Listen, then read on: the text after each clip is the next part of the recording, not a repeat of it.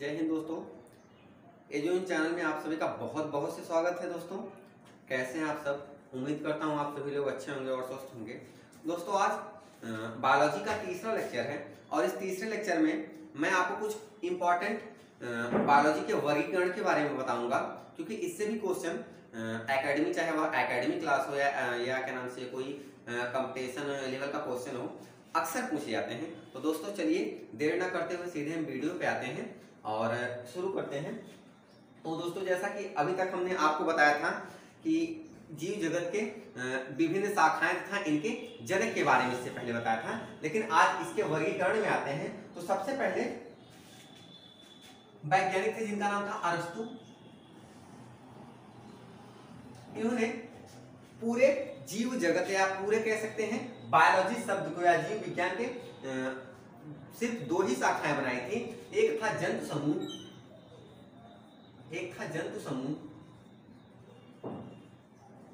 और दूसरा था वनस्पति समूह। तो सिर्फ दो भागों में बांटा था। एक तरफ सिर्फ सारे जंतुओं को रख दिया था, चाहे वह एक कोशिकीय हो या बहुकोशिकीय हो, जबकि दूसरे तरफ वनस्पति समूह को रख दिया था। उसमें चाहे एक कोशिकीय हो, चाहे बहुकोशिकीय हो, या फिर किसी प्रकार के पादप हो। तो इसके बाद दूसरे वैज्ञानिक आए, जिसको हम पीछे के यानी पहले वाली वीडियो के अंतर्गत हम बताए थे कि वर्गीकी के पितामह, यानी इससे पहले जो बताए थे सभी जनकों के बारे में बताए थे। अगर आप लोग वह वीडियो नहीं देखे हैं तो जाकर जरूर देख लेंगे, लेकिन यहां हम आपको बता दें कि इसके बाद जो दूसरे वैज्ञानिक आए जिनका नाम था कैरोलस लीनियस।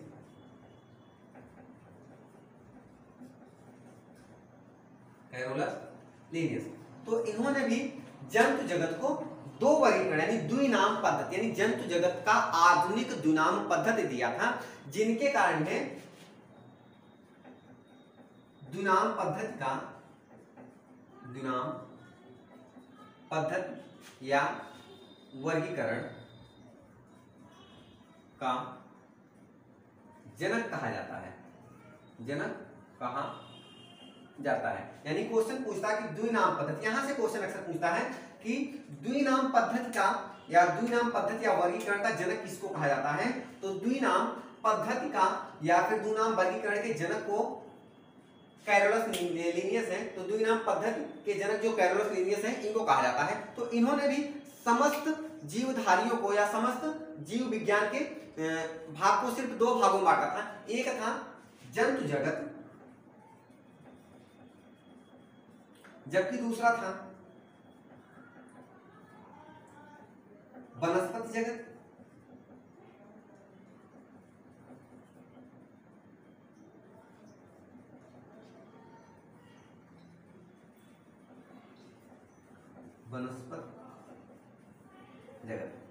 तो इन्होंने भी पूरे जीव विज्ञान को दो बराबर वर्गों में बांटा था। पहला था जंतु जगत तथा दूसरा था वनस्पति जगत। उसके बाद आते हैं, इसके बाद के वैज्ञानिक आए तीसरे। तो तीसरे वैज्ञानिक थे जिनका नाम था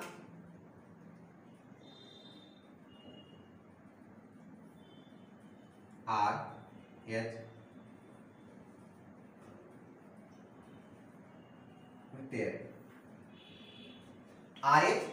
हेक्टेयर थे।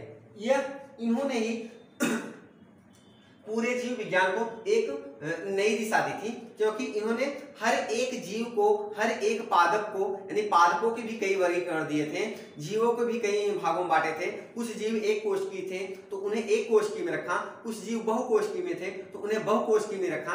उसके बाद यूकैरियोट्स के जीव को अलग रखा था, प्रोकैरियोट्स जीव को अलग रखा, चाहे वह पादप जगत के अंतर्गत आते हों या जीव जगत के अंतर्गत आते हैं। तो इन्होंने अपना पंच जगत वर्गीकरण दिया था। इन्होंने पंच जगत वर्गीकरण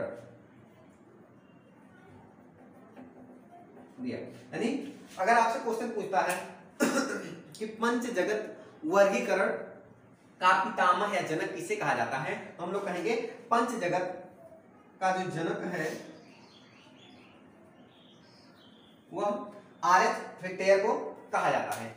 इन्होंने समस्त जो जीव जगत था उसको पंच जगत वर्गीकरण में बांटा था, जिसमें से पहला आता है मोनेरा, दूसरा आता है प्रोटिस्टा, तीसरा आता है फंजाई, चौथा आता है प्लांटी और पांचवा आता है एनिमिलिया।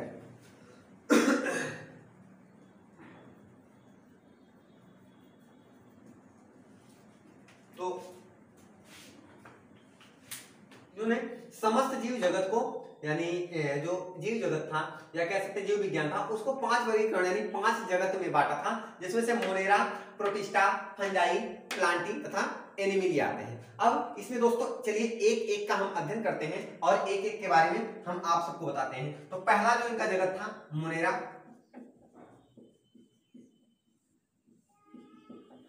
मोनेरा जगत जो था, तो इसके नाम से पता चलता है कि इसके अंतर्गत, यानी इस जगत के अंतर्गत, इस जगत के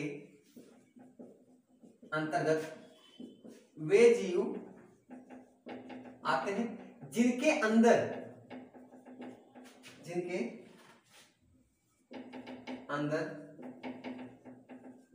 केंद्रक का अभाव या केंद्रक अल्प विकसित,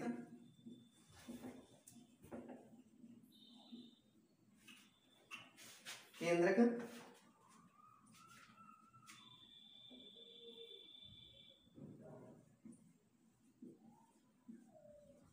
अल्प विकसित तथा कोशिका के कोशिकांग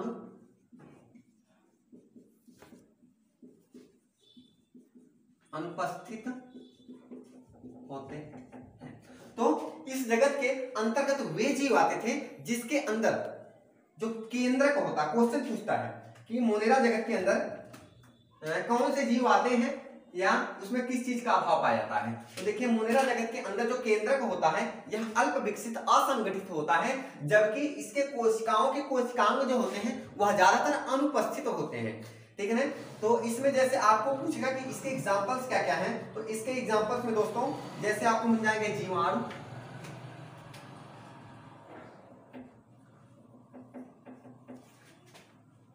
नीलहरी शैवाल,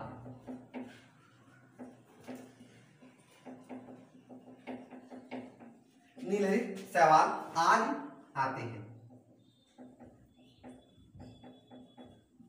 अगला क्वेश्चन दोस्तों आपसे पूछता है कि प्रोटिस्टा के बारे में। तो देखते हैं दोस्तों,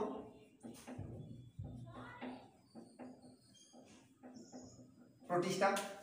तो चलिए दोस्तों प्रोटिस्टा में देखते हैं। तो प्रोटिस्टा में जो होते हैं एक कोशिकीय जीव आते हैं तथा वह एक कोशिकीय जीव जो होते हैं यूकैरियोटिक्स होते हैं, यानी इसके अंतर्गत। तो प्रोटिस्टा जगत में जो होते हैं एक कोशिकीय जीव,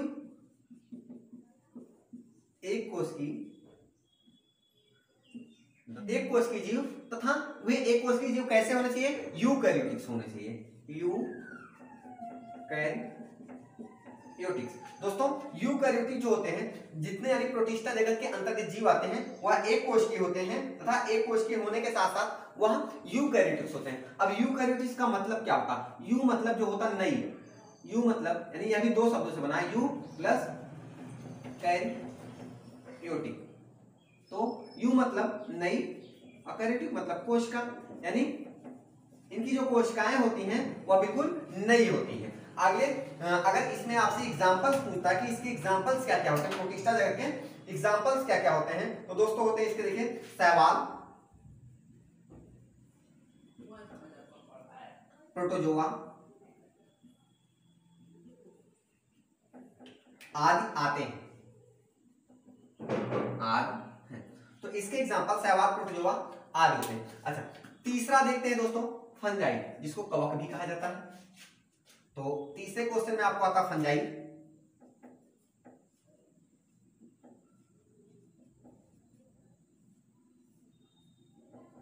फंजाई तो दोस्तों फंजाई के अंतर्गत वे जीव आते हैं जो विषम कोषी होते हैं, इसमें विषमपोषी तथा यूकैरियोटिक जीव।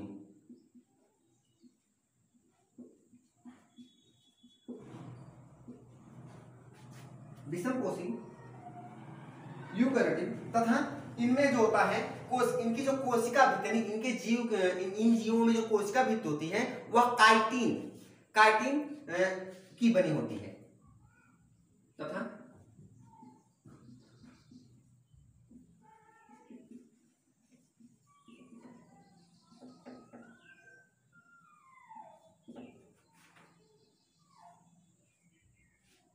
दोस्तों देखते हैं इसमें जितने भी जीव आते हैं एक कोशिकीय होते हैं तथा उसके साथ साथ विषम कोशिकीय होते हैं, यानी अपने पोषण के लिए अपने पे निर्भर नहीं रहते हैं, दूसरे जीवों पर निर्भर रहते हैं तथा इनकी जो कोशिका भित्ति होती है, कोशिका भित्ति यानी इनका जो आवरण होता है वह काइटिन की बनी होती है। जैसे इसमें आपसे एग्जांपल्स पूछता है कि इसमें कौन कौन से जीव आते हैं, तो इसमें देखिए मशरूम,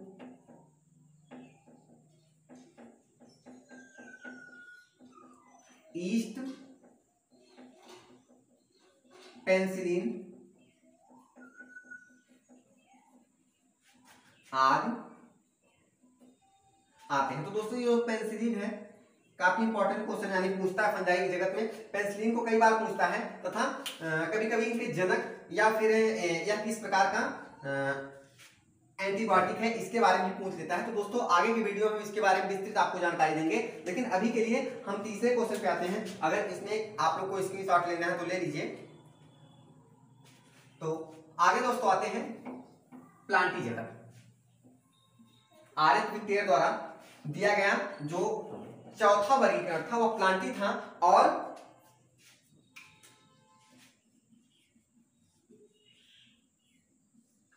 प्लांटी जगत यानी पादप जगत को भी आर्यन विक्टेयर महोदय ने ही इसको भी पंचजीव यानी 5 वर्गीकरण में बांट दिया था, जिसके बारे में हम यहाँ आपको थोड़ी थोड़ी जानकारी दे देते हैं।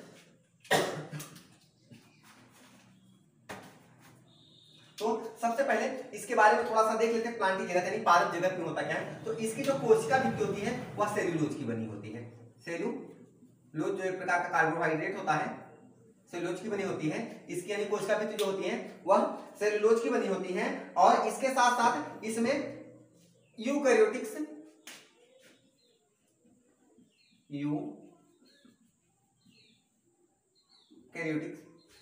एक कोशिकीय तथा बहुकोशिकीय, एक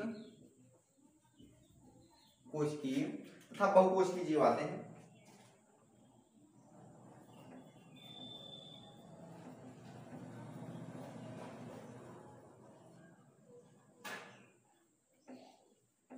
बहुकोशिकीय जीव आते हैं। अब इसके जो वर्गीकरण थे उसके साथ साथ इसमें होता क्या है, इसमें थोड़ा सा और बताते हैं कि यह प्रकाश संश्लेषण के लिए यानी इनका जो प्रकाश संश्लेषण इनके भोजन बनाने की जो प्रक्रिया होती है वह किस पर निर्भर होता है, तो उनमें पर्णहरिम, इसका पर्णहरिम का प्रयोग करते हैं। पर्णहरिम यानी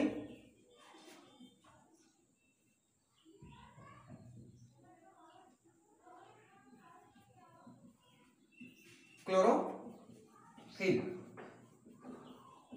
जिसके कारण पत्तियां हरी होती हैं। तो इसी के लिए यह इसी के साथ अपना भोजन बनाने का निर्माण करते हैं।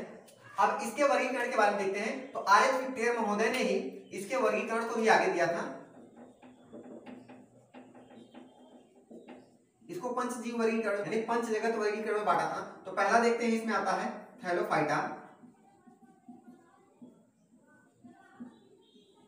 दूसरा इसका होता है ब्रायोफाइटा, तीसरा जो इसका वर्गीकरण है वह है टेरिडोफाइटा और चौथा जो इसका है वह है अनावृत बीजी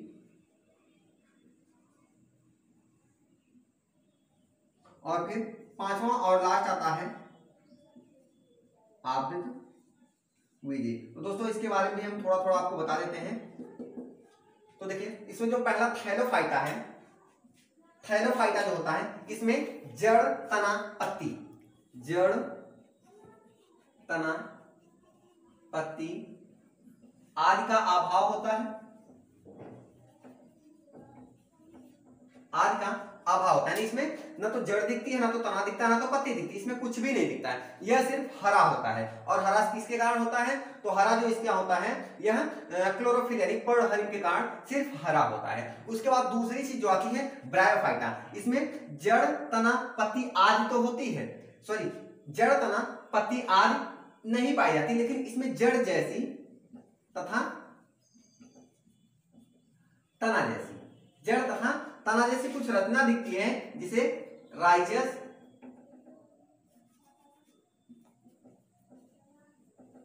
तथा थाइलस कहा जाता है। तो इसमें दोस्तों न तो जड़ दिखती, न तो तना दिखती, न तो पत्ती दिखती है, लेकिन इसके साथ साथ इसमें जड़ जैसी तथा तना जैसी कुछ रचनाएं दिखती हैं, जिसको जड़ तना नाम मान के राइजस तथा थाइलस कहते हैं। और उसके बाद यह इसी कारण इससे यानी थैलोफाइटा के ग्रुप से थोड़ा सा अलग है। तीसरा जो इसकी तीसरी संरचना होती है टेरिडोफाइटा होती है। अब टेरिडोफाइटा के अंतर्गत या इससे भिन्न किस प्रकार से? तो दोस्तों इसमें जड़ तना पत्ती आदि सारी संरचनाएं पाई जाती है, जड़ तना पत्ती सारी संरचनाएं पाई जाती हैं, लेकिन इसमें फल या फूल यानी इसमें फल का निर्माण नहीं होता है, इसमें फल तथा फूल का निर्माण नहीं होता है। और यह जो टेरिडोफाइटा होता है, जितने भी शादी समारोह वगैरह वगैरह आते हैं तो उसमें जितनी भी पत्तियां लगाई जाती हैं उसमें टेरिडोफाइटा की पत्तियां ही ज्यादातर उपयोगी होती हैं, इन्हीं की पत्तियों को ज्यादातर सभी लोग लगाते हैं। उसके बाद देखते हैं अगला पॉइंट आता है अनावृत बीजी। अनावृत बीजी में क्या होता है मित्रों कि जड़ तना पत्ती फल फूल सारी संरचनाएं होती हैं, लेकिन इसका जो सीड बनता है यानी बीज बनता है वह नग्न होता है, विदाउट कोटिलेडन होता है, यानी इसके बीज पर कोई आवरण नहीं होता। जैसे मान लीजिए कोई बीज है तो इसके ऊपर जो आवरण होता है वह इसमें नहीं होता है। उसके बाद देखते हैं दोस्तों लास्ट का क्वेश्चन आता है आवृत बीजी। तो आवृत बीजी पौधे जो होते हैं इनमें जड़ तना पत्ती फूल फल सारी चीजें आती हैं, और इसके साथ साथ इसका जो सीड होता है इसके सीड के ऊपर एक आवरण होता है, कोटिलेडन होता है, ठीक है ना दोस्तों।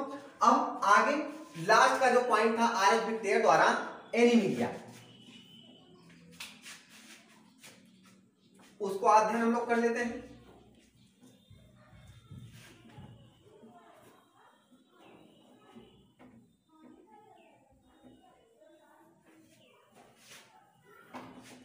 तो दोस्तों इनका जो लास्ट जंतु जगत का वर्गीकरण था उसमें लास्ट था जंतु जगत यानी एनीमिलिया जिसको कहा जाता है।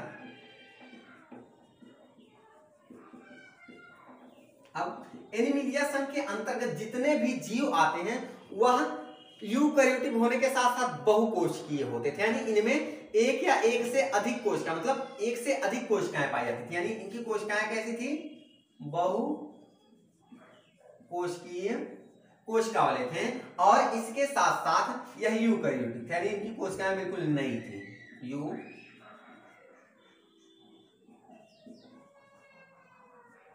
यूकैरियोटिक कोशिका के थे। तो यूकैरियोटिक होने के साथ साथ क्या थे? यह बहुकोशिकीय थे। और इसको भी दो भागों में बांट दिया गया था, इसको भी दो भागों में बांट दिया गया था। और दोस्तों इसके साथ साथ हम बता दें कि इसकी जो कोशिका भित्ति होती है उस यानी एनीमिलिया संघ में जो कोशिका कला होती थी, यानी जो पादप जगत में कोशिका कला होता था, सॉरी कोशिका भित्ति, जो पादप जगत में कोशिका भित्ति हुआ करती थी उसका इस एनीमिलिया संघ में एनीमिलिया वाले परिवार में इसका अभाव पाया जाता है, तथा इसके स्थान पे कोशिका भित्ति के स्थान पे कोशिका कला पाया जाता था। यानी एनीमिलिया की जो बॉडी होती है या जो इसका शरीर जो इनकी कोशिकाओं की कला होती है वह कोशिका कला होती है, इनका आवरण जो होता है वह कला होता है। उसके बाद इसको भी दो भागों में बांट दिया जाता है। एनीमिलिया संघ का जो वर्गीकरण है इसको भी दो बराबर भागों में बांट दिया था, एक था कशेरुकी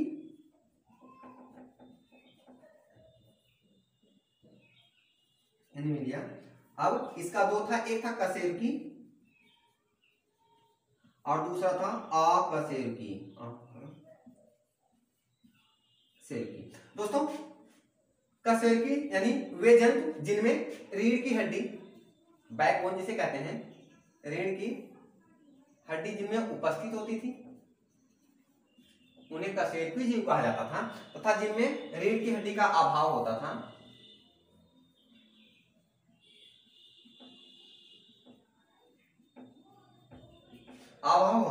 उन्हें अकशेरुकीय जीव कहा जाता था। अब दोस्तों आशा करता हूं आगे की वीडियो में इसके बाद यानी अगले टॉपिक में आपको बताऊंगा इसके बाद के चैप्टर, लेकिन आशा करता हूं कि हाँ आपको यह वीडियो समझ में आई होगी। अगर यह वीडियो आपको समझ में आई होगी तो सब्सक्राइब के बटन को दबा दीजिएगा और लाइक और शेयर करिएगा। धन्यवाद दोस्तों।